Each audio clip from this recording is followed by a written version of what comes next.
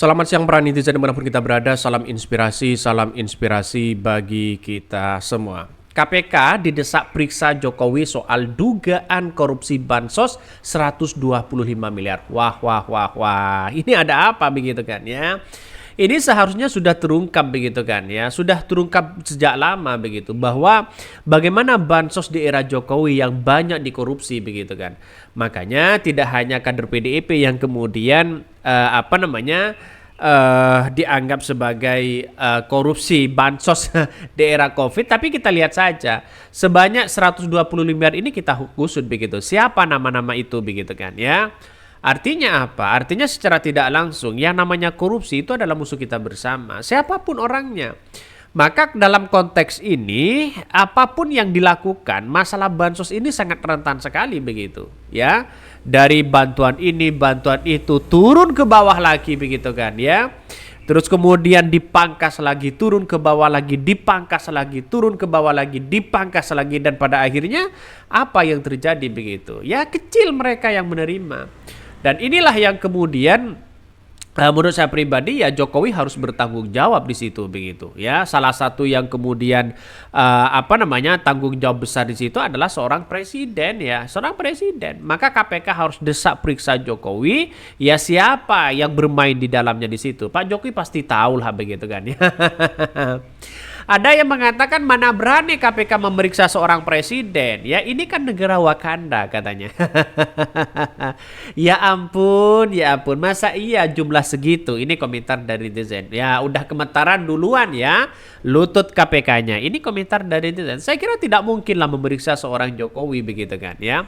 Karena dengan adanya seperti ini bahwa seorang Jokowi itu punya kekuasaan dan kemudian ada orang yang mengatakan wah tidak etis lah memeriksa seorang presiden. Kalau presidennya salah ya tetap kita hukumnya sama dengan masyarakat Indonesia begitu kan. Ya tidak ada pilihan lagi. Artinya apa? Artinya kalau memang ini benar-benar terjadi, seorang Jokowi harus benar-benar diperiksa di situ. Artinya diminta keterangan siapa di dalamnya yang bermainkan bansos ini begitu kan.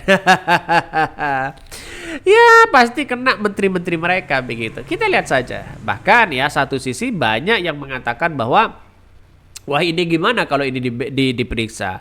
Jangan cuma bansos, banyak yang lain ya, but it's okay kayaknya for a starter. Ya kita lihat saja, yang lain juga banyak begitu kan, tidak hanya bansos. Saya kira di negara Konoha ini kalau kita melihat nuansa-nuansa korupsi semuanya banyak. Coba kita lihat saja tingkat daerah. Jangankan di tingkat pusat begitu kan, di tingkat daerah kita lihat saja bagaimana dana hibah, bagaimana dana bantuan begitu kan, itu masih banyak rentan dikorupsi begitu. Apalagi ke bawah lagi begitu kan ya, ke bupati, apalagi ke bawah lagi kepada desa ya. Banyak yang kemudian hal-hal seperti itu dikorupsi begitu. Inilah negara kita, kapan mau maju? Makanya penegak KPK itu harus benar-benar orang-orang yang kemudian independen begitu kan ya. Jangan lalu kemudian bisa intervensi sana sini bisa intervensi, sana bisa intervensi. Ini gimana coba?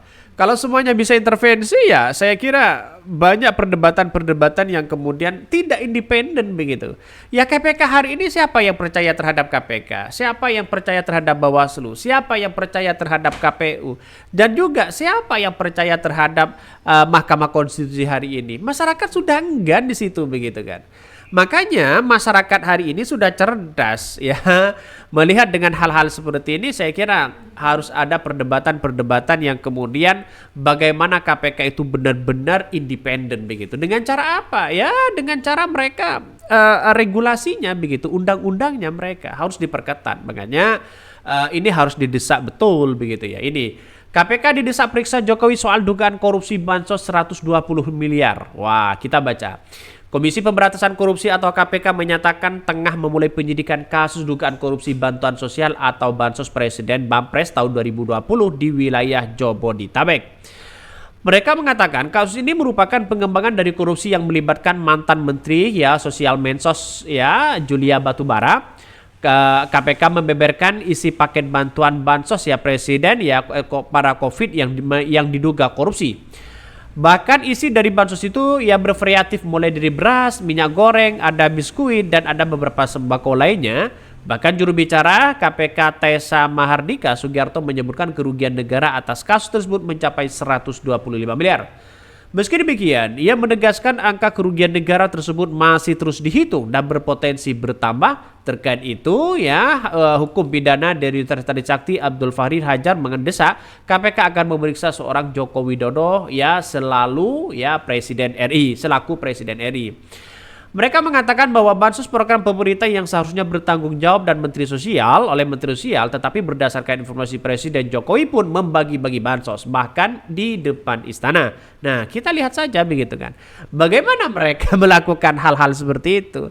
Artinya apa? Artinya secara tidak langsung anggaran bansos ini benar-benar ditelusuri dan bahwa mungkin Bu Risma akan terbuka ini semua begitu kan terkait dengan bantuan bansos ini. Makanya ini benar-benar harus ada.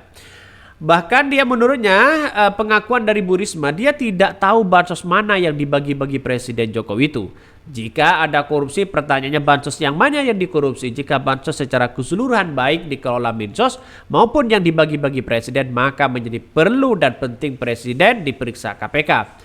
Demikian juga Presiden Jokowi harus menjelaskan bansos bagi-bagi yang dipakai mana anggaran mana negara. Nah, kita lihat saja yang mana yang dia pakai di situ.